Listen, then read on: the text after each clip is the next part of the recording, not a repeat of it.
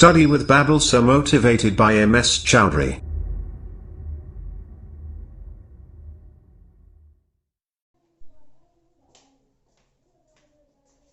Hello friends, मैं नीलम चौधरी। आपका एक बार फिर से स्वागत है आपके अपने YouTube channel study with Babal sir. तो अपन ने कल स्टार्ट की थी 10th क्लास की साइंस। उसमें अपन ने चैप्टर स्टार्ट किया था 5। उसका फर्स्ट पार्ट अपन ने कल देख लिया था। आज अपन उसका सेकंड पार्ट करेंगे। तो फर्स्ट पार्ट चैप्टर 5 था दैनिक जीवन में रसायन। उसमें अपन ने पढ़ लिया था एसिड, बेस और साल्ट, अम्ल, सार और लवण। तो उसकी ब्रीफ में मैं आपको रिवीजन दोबारा करवा देती हूँ एक बारी, फिर उसके बाद अपन बढ़ते हैं आगे।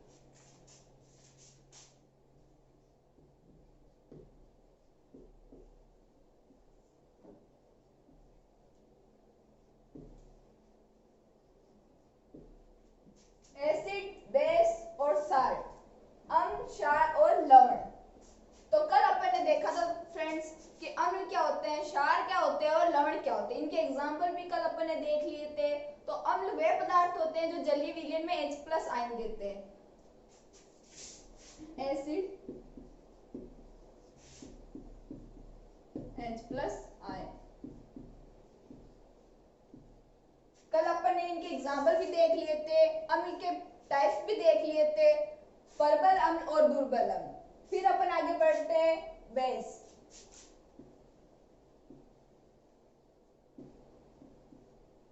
तो क्षार क्या होते हैं? क्षार वे पदार्थ होते हैं जो जलीय विलयन में OH- आयन देते हैं।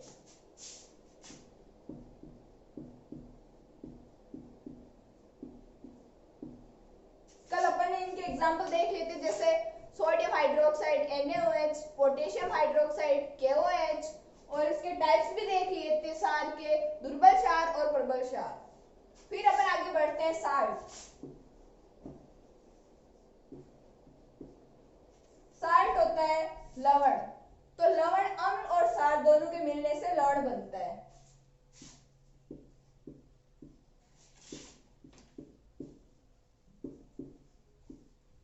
जब अम्ल और क्षार दोनों मिलते हैं तो लवण का निर्माण होता है। जैसे अम्ल अपन ने देखा था कल HCl, क्षार ले लेते अपन NaOH, सोडियम हाइड्रोक्साइड। जब इन दोनों के बीच में क्रिया होती है तो NaCl, सोडियम क्लोराइड और जल का निर्माण होता है। यह हो गया लवण।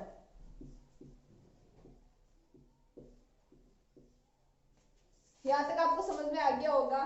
फिर अपन ने आगे देखा था कि जो लवण होता है वो भी 3 प्रकार के होते हैं।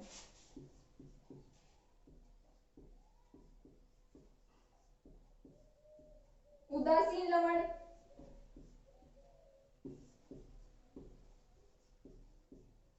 अम्लीय लवण और क्षारीय लवण।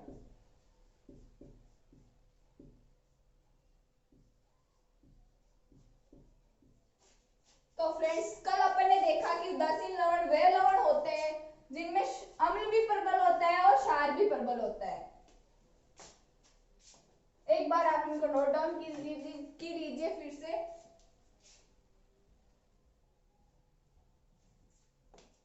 अब अपन बढ़ते हैं आगे।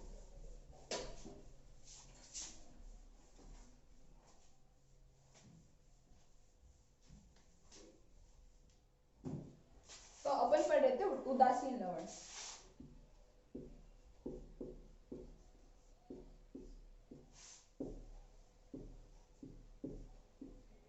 मैं आपको बता ही चुकी हूँ कि उदासीन लवण वे लवण होते हैं जिनमें अम्ल भी प्रबल होता है और क्षार भी प्रबल होता है।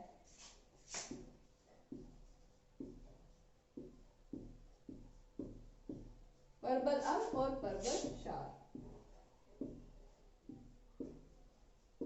इन दोनों के मिलने से उदासीन लवण का निर्माण। ये अपन ने कल देखा। फिर आगे आता है अम्लीय लवण।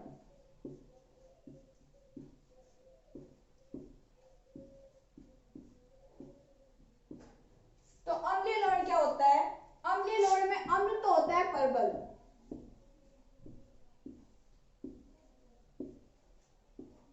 और जो क्षार होता है वो होता है दुर्बल।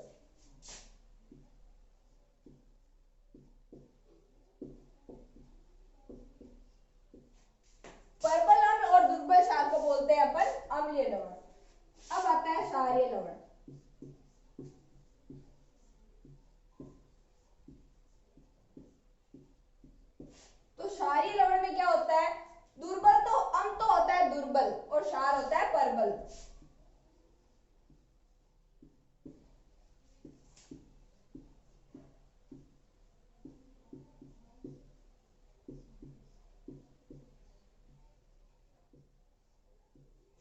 इन दोनों के मिलने से क्षारीय लवण का निर्माण होता है। तो फ्रेंड्स, अब आपको कल वाली सारी चीजें समझ में आ गई होगी। अगर अभी भी किसी स्टूडेंट को डाउट हो तो आप कमेंट बॉक्स में डाउट पूछ सकते हैं। अब अपन बढ़ते हैं आगे कि 3 वैज्ञानिक आए थे जिन्होंने अम्ल और क्षार के बारे में क्या क्या संकल्पना दी।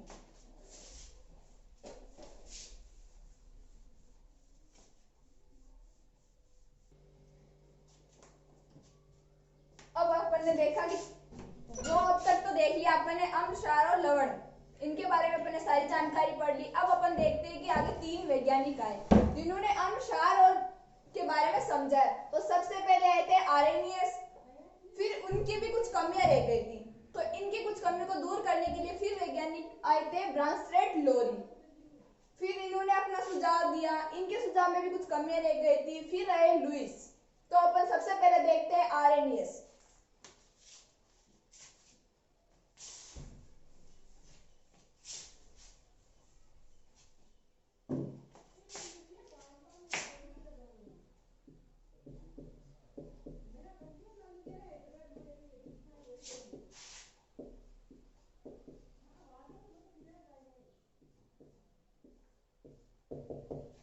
आर्हेनियस थ्योरी, इसको अपन हिंदी में बोलते हैं आर्हेनियस संकल्पना। तो आर्हेनियस ने अम्ल और क्षार के बारे में जो बताया कि अम्ल वे पदार्थ होते हैं जो जलीय विलयन में H+ आयन देते हैं और क्षार वे पदार्थ होते हैं जो जलीय विलयन में OH- आयन देते हैं। जैसे कि ये किसी बीकर में अपन ने कोई विलयन ले लिया, अपन को ये नहीं पता है कि ये विलयन क्षारीय है या अम्लीय है। तो अपन ये कैसे पता करेंगे कि इसमें H+ आयन है या OH- है। तो उसके लिए अपन ने कल देखा था कि अम्ल जो होते हैं वो नीले लिटमस पत्र को लाल कर देते हैं। तो जब अपन नीला लिटमस पत्र इस विलयन में डुबोएंगे तो वो अगर लाल हो जाता है तो इसमें है अम्ल। और अगर अपन लाल लिटमस पत्र डालते हैं और वो नीला हो जाता है तो इसमें है क्षार। ये सारी चीजें अपन कल पढ़ चुके हैं।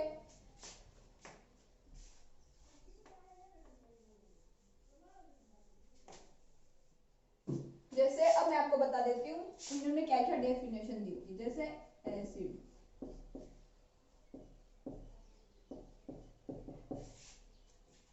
आर्हेनियस संकल्पना के अनुसार अम्ल वे पदार्थ होते हैं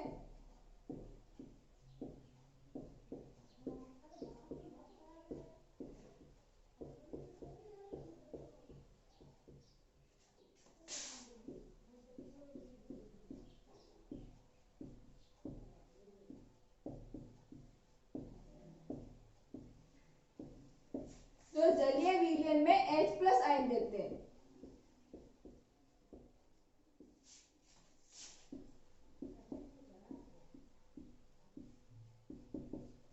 इनके एग्जाम्पल कल अपन ने पढ़ लिए थे। अम्ल के टाइप्स भी अपन ने पढ़ लिए थे कि अम्ल 2 प्रकार के होते हैं, प्रबल अम्ल और दुर्बल अम्ल। इसके कुछ एग्जाम्पल मैं आज आपको फिर से बता देती हूँ। जैसे HCl हाइड्रोक्लोरिक अम्ल, H2SO4 सल्फ्यूरिक अम्ल, HCl हाइड्रोसायनो अम्ल। अब अपन आगे बढ़ते हैं क्षार।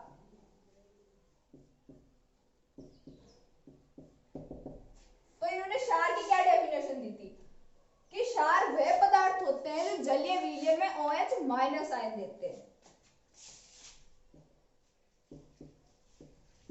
क्षार वह पदार्थ होते हैं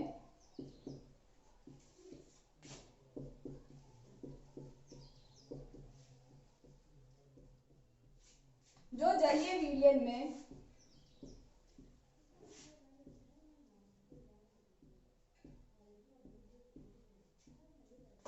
OH- आयन देते हैं।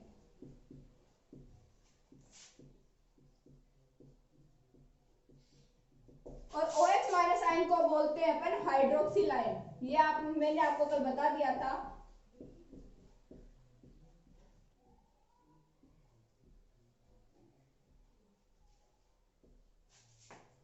तो अपन ने अम्ल और क्षार की डेफिनेशन देख ली। अब अपन क्षार के मैं आपको फिर से कुछ एग्जांपल बता देती हूँ, जैसे NaOH sodium hydroxide, KOH potassium hydroxide. 2 minute के लिए आप ये नोट डाउन कर सकते हैं।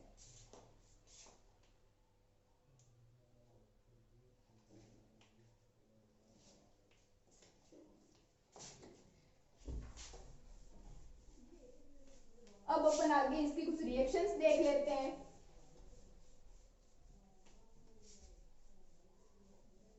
जैसे एसिड की रिएक्शन देखते हैं अपन पहले। तो एसिड में क्या अपन ने ले लिया हाइड्रोक्लोरिक HCl का जलीय भी। तो ये HCl जो होता है वो H प्लस और Cl माइनस, दो आयनों में विभाजित होता है। ये जो H प्लस आयन होता है वो कभी भी मुक्त रूप में नहीं रहता। ये किसी ना किसी दूसरे यौगिक के साथ क्रिया करके एक नया प्रोडक्ट जरूर बना देता है। तो जैसे H प्लस है, इसने H2O के साथ क्रिया की और H3O प्लस, जिसको अपन बोलते हैं हाइड्रोनियम आयन बना लेता है।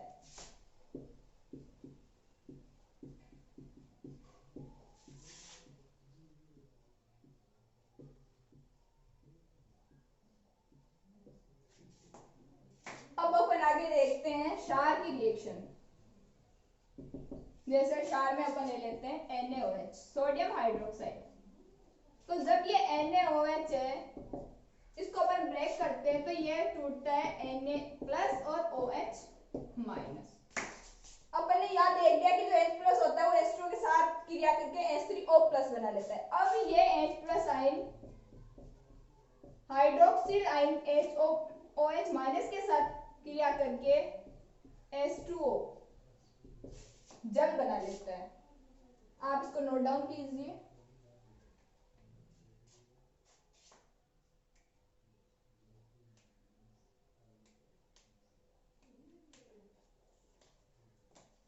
अब अपन आगे बढ़ते हैं।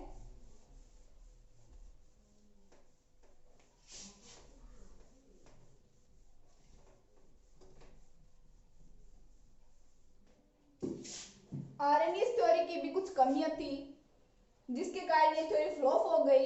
अब इनकी क्या क्या कमियां थी वो अपन देख लेते हैं।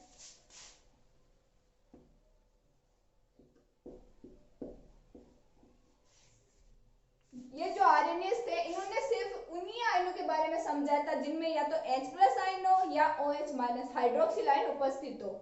H प्लस मतलब यानी H प्लस V9 और OH माइनस V9 को इन्होंने नहीं समझाया था।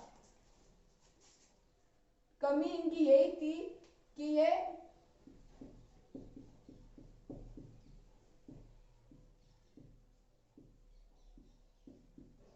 OH माइनस V जितने भी आयन होते हैं उनकी व्याख्या नहीं कर पाए थे।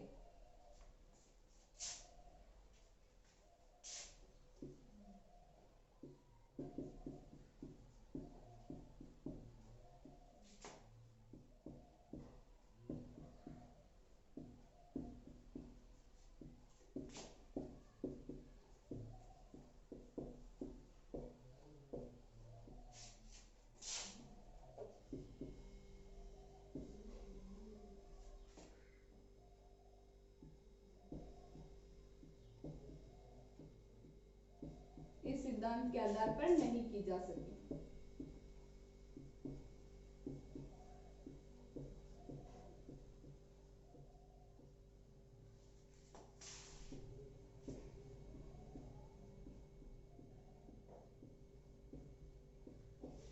अगर आपको एग्जाम में ये क्वेश्चन पूछा जाए कि आरएनए संकल्पना की क्या कमी थी जिनके कारण रामसेट लोरी को अपनी संकल्पना देनी पड़ी, तो आप ये पॉइंट लिख सकते हो कि आरएनए जो थ्योरी थी उन्होंने H बीन और OH माइनस बीन आयनों की व्याख्या नहीं की थी। अब अपन इसके आगे देखते हैं ब्रांसलेट लोरी कि उन्होंने अपनी संकल्पना में क्या क्या बताया।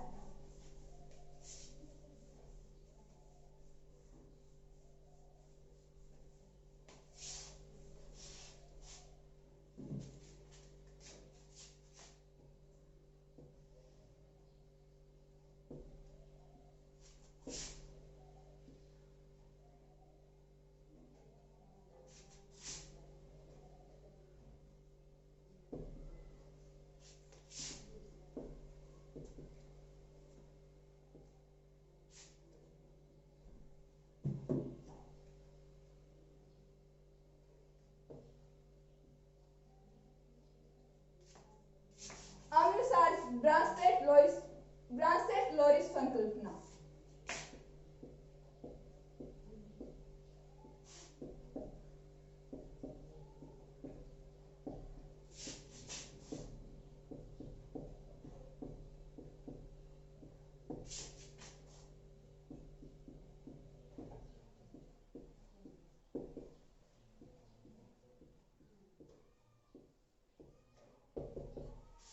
अब अपन देखते हैं कि ब्रांसलेट लोरी ने अपनी संकल्पना में अम्ल क्षार के बारे में क्या क्या बताया था।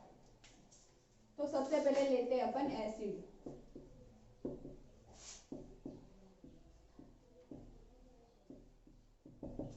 तो ब्रांसलेट लोरी ने अपनी संकल्पना में यह बताया था कि जो पदार्थ प्रोटॉन देता है वो होता है अम्ल।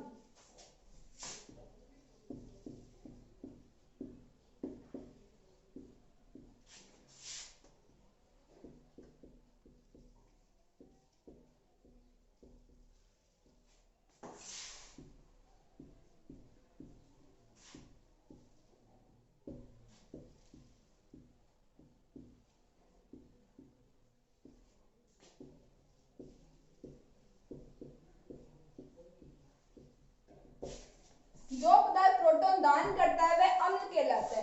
अब अपन भी जानते हैं ये बात तो कि प्रोटॉन दान कौन करेगा, जिसके पास प्रोटॉन होंगे। जिसके पास प्रोटॉन होंगे ही नहीं तो वो प्रोटॉन का दान कहां से करेगा। तो अपन देख लेते हैं जैसे एक एग्जांपल।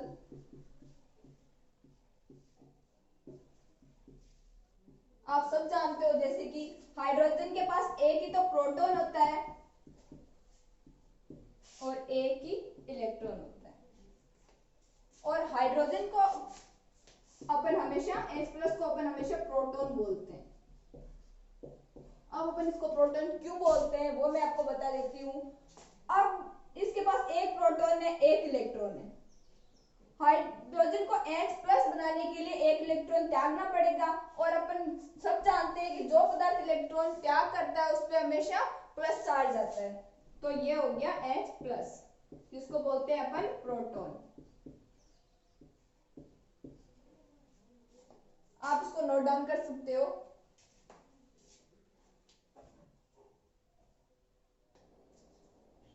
अब अपन आगे इसकी रिएक्शन देख लेते हैं। तो रिएक्शन जैसे H2 और NH3 को अपन बोलते हैं अमोनिया और H2O को अपन बोलते हैं जल।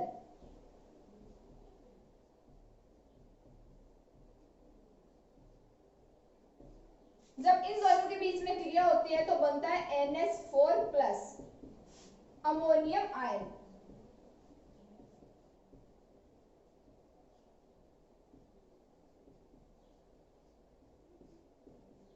और ये हाइड्रोक्सिल आयन और बनता है। आप ये रिएक्शन नोट डाउन कर लीजिए। इसके बाद में मैं आपको बताती हूँ कि ये रिएक्शन कैसे हुई, इसमें संयुग्मी अम्ल और संयुग्मी क्षार कैसे बने। तो अपन सबसे पहले तो इसमें अपन ये देखते हैं कि ये जो H2O है वो है इसमें अम्ल और ये जो NH3 है वो है क्षार। अब अपन को ये कैसे पता चला कि ये H2 है और ये NH3 है जो क्षार है, तो इसका मैं आपको बता देती हूँ।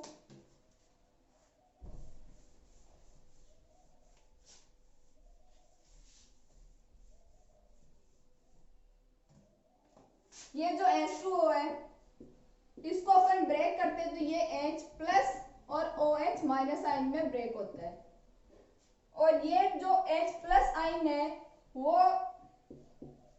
NH3 आयन के साथ जुड़ के NH4 प्लस हाइड्रोनियम आयन बना लेता है। तो H2O ने H प्लस दिया, मतलब इसने अपना प्रोटॉन दिया, तो जो प्रोटॉन दाता होता है वो क्या होता है, अम्ल। तो H2O यहाँ क्या हुआ, अम्ल। और NH3 ने ये H प्लस ग्रहण किया, जो इलेक्ट्रॉन ग्रहण प्रोटॉन ग्रहण करता है वो होता है क्षार। फिर यहाँ क्या बच गया, OH माइनस, तो ये हो गया इसका संयुग्मी क्षार।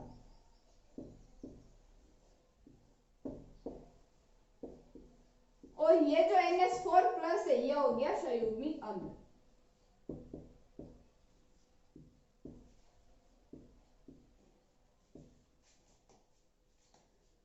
ये चीजें आप नोट डाउन कर सकते हैं।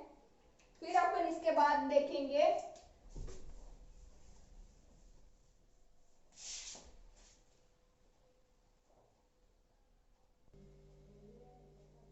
अब अपन ने देख लिया कि इसकी रिएक्शन जब H2O की विक्रिया NH3 मतलब अमोनिया से करवाते हैं तो हाइड्रोनियम आयन NH4 प्लस और hydroxyl ion OH minus ion बनता है।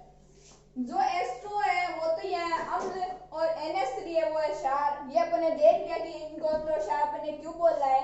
फिर जो NH4 आयन बना है वो हो गया संयुग्मी अम्ल और जो हाइड्रोक्सिल आयन है वो हो गया संयुग्मी क्षार। अब अपन आगे देखते हैं कि ब्रांसेट लोरी जो संकल्पना थी इसकी भी कुछ कमियां थी। तो इनकी कमियां,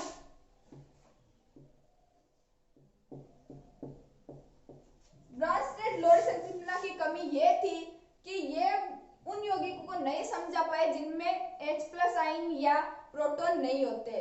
अब अपन को भी पता है कि जिन आयनों में प्रोटॉन होंगे ही नहीं वो कहां से प्रोटॉन देंगे। तो जैसे अगर अपन इसकी कमी पहले लिख लेते हैं,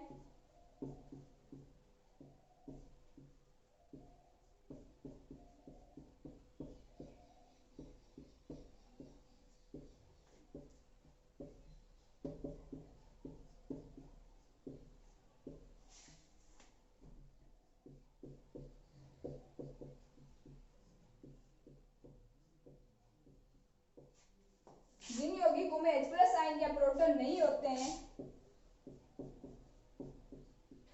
उनकी व्याख्या इस सिद्धांत के आधार पर नहीं की गई।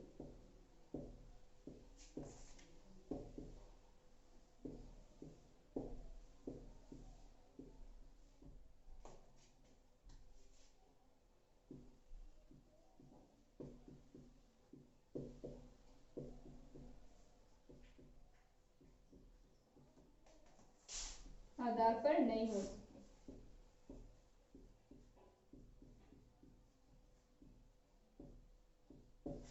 जिन यौगिकों में H प्लस आयन या प्रोटॉन आयन नहीं होते हैं उनकी व्याख्या इस सिद्धांत के आधार पर नहीं की जा सकी। तो आपको अगर एग्जाम में पूछा जाए कि ब्रांसेट लोरी की कमी क्या थी तो आप ये पॉइंट लिख सकते हो।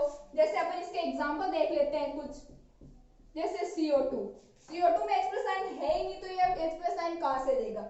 SO2 सल्फर डाइऑक्साइड, इसमें भी H प्लस आयन नहीं है तो ये भी H प्लस आयन कहां से देगा। अब आप इस सबको नोट डाउन कर लीजिए।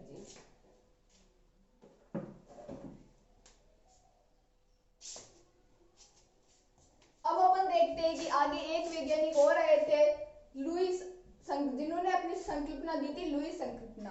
आपने सबसे पहले देख ली कि आरएनएस थ्योरी देख ली, फिर अपने ब्रांसेट लोरी संकल्पना देख ली, फिर अब अपन देखेंगे लुईस संकल्पना। तो लुईस ने क्या बताया था अम्ल और क्षार के बारे में। जैसे अम्ल,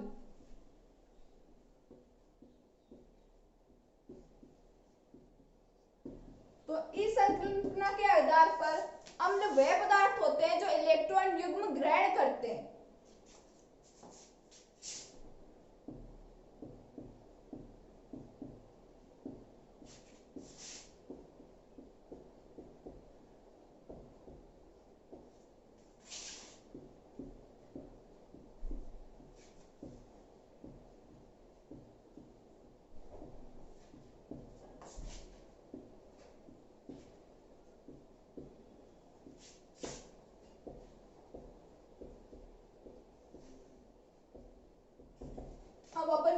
है कि इलेक्ट्रॉन युग्म वही पदार्थ ग्रहण करेंगे जिनके पास इलेक्ट्रॉन की कमी हो, अर्थात जिनका अस्त्रक अपूर्ण हो। जैसे इसके कुछ एग्जांपल देख लेते हैं अपन। BF3, AlCl3, इनके अस्त्रक जो होते हैं वो अपूर्ण होते हैं। जैसे क्लोरीन में वायतम कोश में 7 इलेक्ट्रॉन पाए जाते हैं, तो इसका इसमें के लिए अस्त्रक पूर्ण होने में 1 इलेक्ट्रॉन कम है, तो ये 1 इलेक्ट्रॉन ग्रहण करेगा, तो इसके लिए इसको अपन क्या बोल रहे हैं, अम्ल। क्योंकि अम्ल वे पदार्थ होते हैं जो इलेक्ट्रॉन युग्म ग्रहण करते हैं, तो ये इलेक्ट्रॉन युग्म ग्रहण करेगा तभी तो इसका अस्त्रक पूर्ण होगा, इसलिए ये अम्ल का उदाहरण हो गया। फिर अपन आगे देखते हैं क्षार।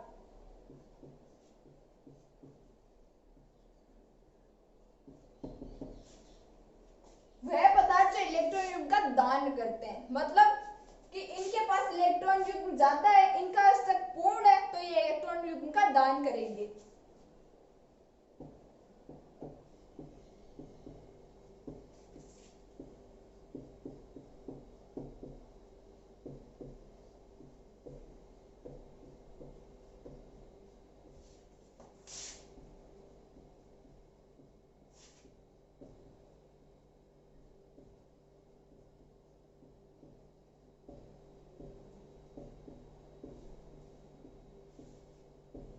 जैसे इसका एग्जांपल देख लेते हैं अपन, NH3OH-। तो ये जो NH3 है इसमें 2 एकाकी इलेक्ट्रॉन मतलब लोन पेयर उपस्थित है, क्योंकि नाइट्रोजन के बायतम कोश में 5 इलेक्ट्रॉन होते हैं और ये तीन जो होते हैं वो तो हाइड्रोजन के साथ जुड़ जाते हैं, और जो 2 इलेक्ट्रॉन बचते हैं वो यहाँ एकाकी इलेक्ट्रॉन युग्म के रूप में उपस्थित होते हैं।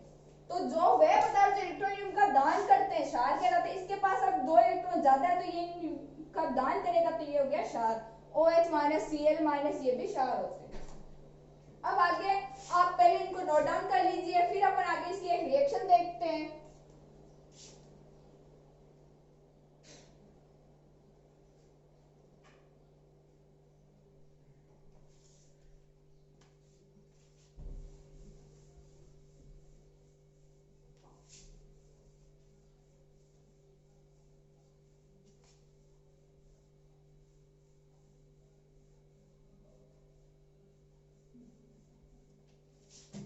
जैसे अपन एक रिएक्शन देखते हैं इसकी, BF3, ये क्या होता है, अम्ल,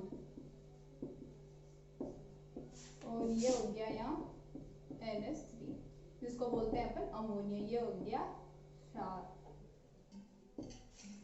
तो यहाँ जब जो रिएक्शन होगी तो ये बनेगा V और ये यहाँ हो गया NH3, क्योंकि NH3 यहाँ आपने एकाकी इलेक्ट्रॉन युग्म दे रहा है। अब आगे अपन देखते हैं कि लुईस की भी कुछ कमियां रह गई थी, वो अपन आगे देखते हैं। आप पहले रिएक्शन नोट डाउन कीजिए।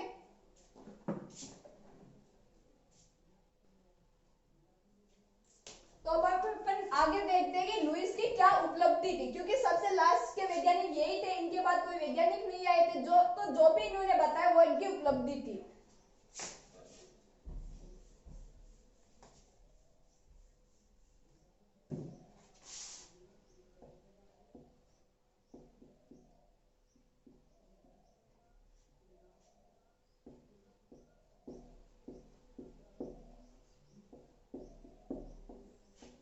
तो इसकी उपलब्धि ये थी कि ये H+ मतलब H जिसमें H+ आयन नहीं होता है या OH- आयन नहीं होता है, उनकी भी व्याख्या लुईस थ्योरी के आधार पर की गई थी।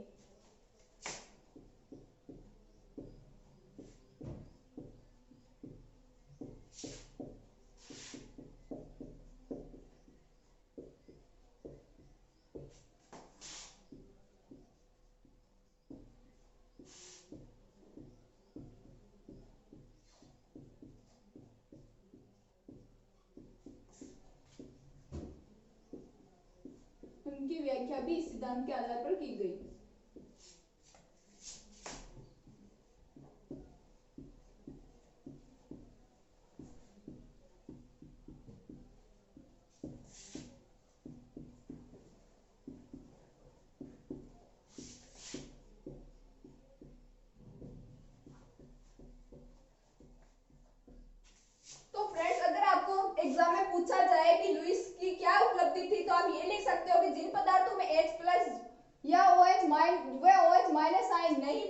नहीं होते हैं, उनकी व्याख्या भी इस सिद्धांत के आधार पर की गई थी। आप नोट डाउन कर लीजिए।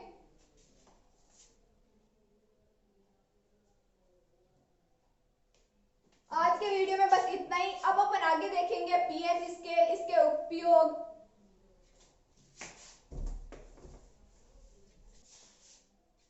तो फ्रेंड्स, अपन ने अब तक देखा कि अम्ल, क्षार और लवण। फिर अपन ने 3 संकल्पनाएं देख ली, आर्हेनियस, ब्रांसलेट, लोरी और लुईस। अब आप यहाँ तक लर्न कीजिए। आगे के पीएच स्केल के उपयोग अपन आगे की वीडियो में देखेंगे। Thank you.